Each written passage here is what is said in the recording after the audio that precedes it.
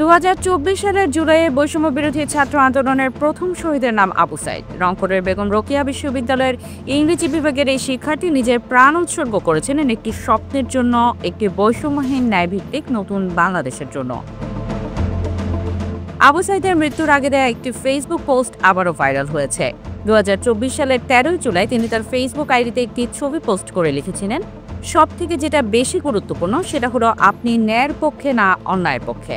অন্যায়ের পক্ষে থেকে 100 বছর বাঁচার থেকে ন্যায়ের পক্ষে থেকে মারা যাওয়া অধিক উত্তম, সম্মানের শ্রেয়। এটি সাধারণ স্ট্যাটাস, কিন্তু সেই সময়ের আন্দোলনকামী তরুণ তরুণীদের হৃদয়ে আগুন জ্বেলে দিয়েছিল এই কথাগুলো।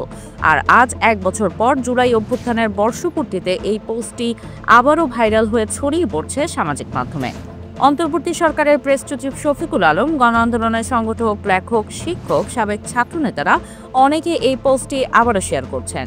কেউ বলছেন আবু সাইদ নিজের মৃত্যুর ঘোষণাই যেন দিয়ে গিয়েছিলেন এই কথার মধ্য দিয়ে। কেউ বলছেন এই একটাই বাক্য একটি প্রজন্মের আত্মত্যাগ ও সংগ্রামের সারাংশ। দেশের ইতিহাসে, জুলাইয়ের ইতিহাসে আবু সাইদ এখন শুধু একটি নাম নয়, তিনি একটি চেতনার নাম, সাহসের নাম, আত্মত্যাগের প্রতীক।